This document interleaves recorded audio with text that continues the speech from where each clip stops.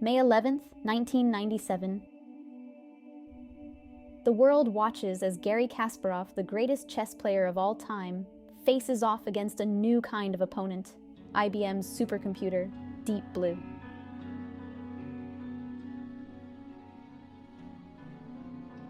In a shocking turn of events, Kasparov resigns. The unthinkable has happened.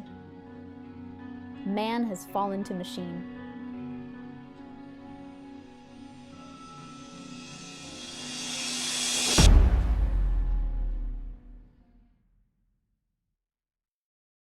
Garry Kasparov, born with a mind that would soon challenge the boundaries of human intellect.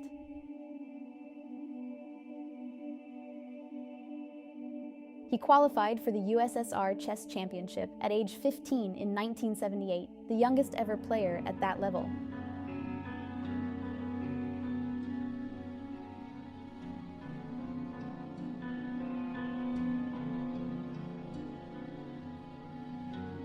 At 17, he became the youngest ever Soviet champion.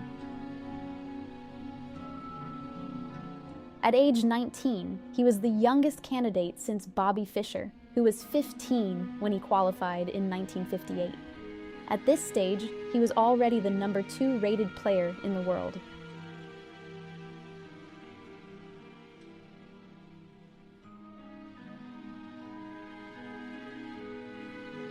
He became the youngest ever world number 1, a record that lasted 12 years until being broken by Kramnik in January 1996.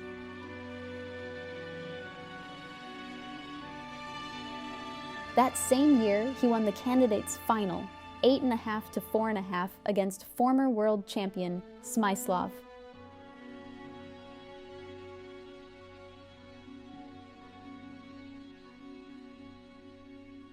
(1984 to 1990).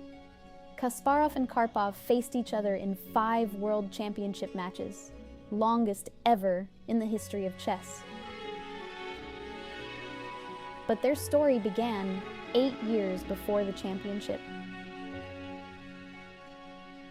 Karpov was supposed to play Bobby Fischer for the world championship title in 1975, but Fischer refused to play, and Karpov became the world champion by default.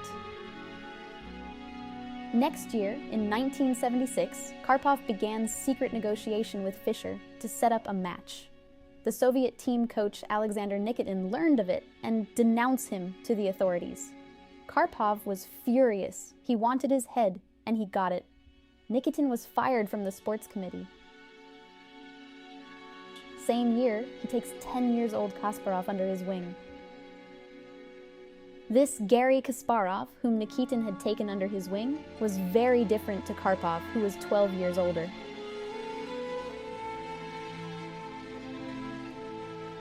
The stage was set.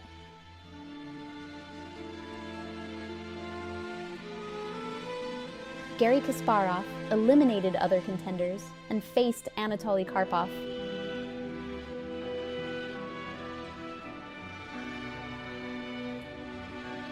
Match had no time limit. Whoever wins 6 games wins the match.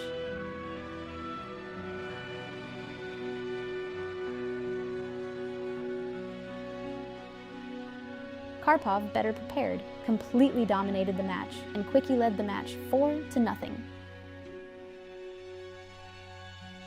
Kasparov got the first taste of how strong Karpov was. He realizes that he needed time and started playing for a draw. It was the 27th round. Karpov was now leading 5-0. Kasparov was no longer seeking for victory, but just to restore the honor. His idea was to wear 33-year-old Karpov out. And this idea of playing for a tie started to bear fruit. Kasparov finally won a round. After that, Karpov had to endure 2 months of tied matches. And then the unthinkable happened. Kasparov won 2 rounds in a row. Now the score stood at 5-3. In February, after the 6 months of heated battle, Karpov had lost 10 kilos. With Karpov leading 5-3, the match was controversially halted without a winner, citing the health of the players.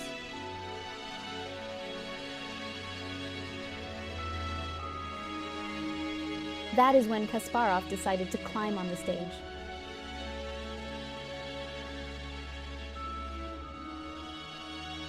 Your decision is a joke. It is a farce. The match must go on. Everyone knows I can win it. And those who interrupt... For the first time in USSR, an athlete publicly rebelled against the system.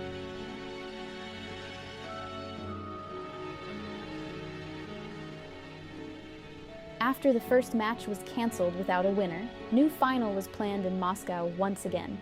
It was to take place 7 months later.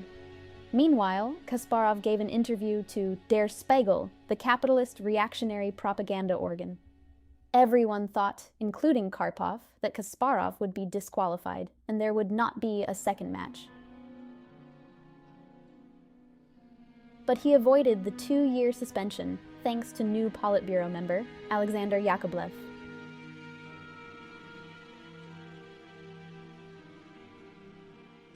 This time, they reduced the match to 24 games. Whoever wins more games wins the match. The two champions were neck and neck when Kasparov widened the gap. Kasparov was leading 4-3, and everything depended upon the 24th and final round. Despite leading, Kasparov played aggressively and won.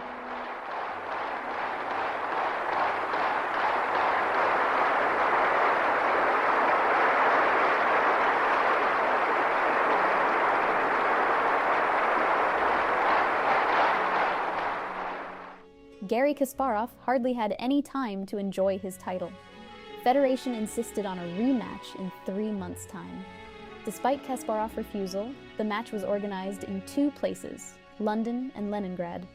This third match was marked by dirty tricks and intimidation. Even worse, Kasparov's camp suspected that there was a spy in the team. Kasparov was leading by 2-1 in London, but in Leningrad, Karpov won 3 games in a row. No one ever beat Kasparov 3 times in a row. He was shocked. In the Kasparov camp, spy hunt was launched. They removed all the wires from the room. After insanely close battle throughout the match, Kasparov found the winning move in 22nd game. 5 victories to 4, Kasparov was crowned world champion at last. His reign could finally begin.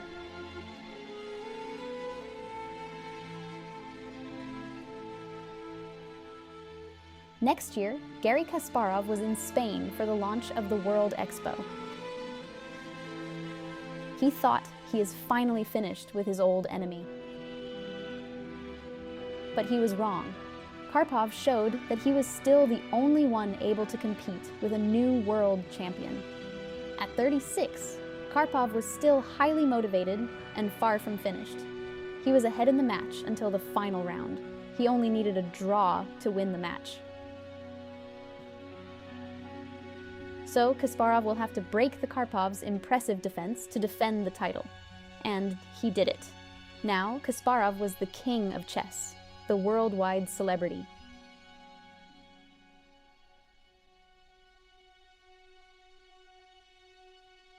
He brought new life to chess and brought business of sport in the game. During those years, Karpov kept piling up the victories, so much so that in 1990, in Newark, he faced Kasparov for the 5th time. During the competition in Europe, Kasparov liberated himself politically. He created his own party and refused to play under the same flag as his adversary. Kasparov defends his title one last time against Karpov. From 1985 to 2000, Kasparov was ranked world number 1 for 255 months, an unprecedented reign. His dominance was not merely about holding the title, but redefining what excellence meant in chess. His peak ELO rating of 2,851, achieved in 1999, was the highest recorded until it was surpassed years later. This rating wasn't just a number, it was a reflection of his unparalleled skill and his relentless pursuit of perfection. During this period, he defended his title against Nigel Short and future champion Vishwanathan Anand.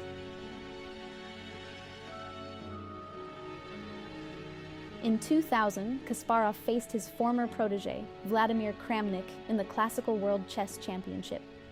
In a stunning upset, Kramnik defeated Kasparov, marking the end of his 15-year reign as world champion.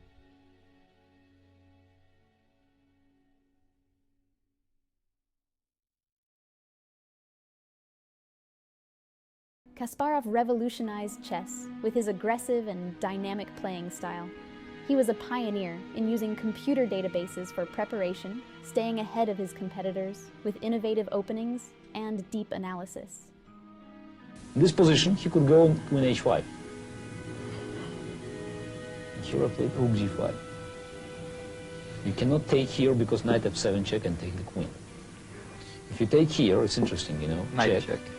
Check, king h8. Rook takes d1 and c3. And it looks very good for black because it's now the pawn is closed, bishop is hanging, c2 is threatening, but suddenly knight f7 check, king d8, bishop g6, c takes b2, rook h5. And there is no defense. Wonderful. It's a mate, again mate. It's wonderful. It's mate again. In 2005, after winning the prestigious Linares tournament for a record 9th time, Kasparov announced his retirement from professional chess. But before this tournament, I made a conscious decision that Linares 2005 will be my last professional event. And today I played my last professional game. Post-retirement, Kasparov became a vocal advocate for democracy and human rights, particularly in Russia. He authored influential books such as My Great Predecessors, sharing deep insights into the games of former world champions and his own. Kasparov's impact on chess is immeasurable. His games are studied worldwide, his strategies forming the bedrock of modern chess education. He mentored rising stars and promoted chess as a tool for education and cognitive development. He championed the use of technology in chess, bridging the gap between human intuition and computer analysis. His legacy is not just in the records he set, but in the inspiration he provides to players around the globe.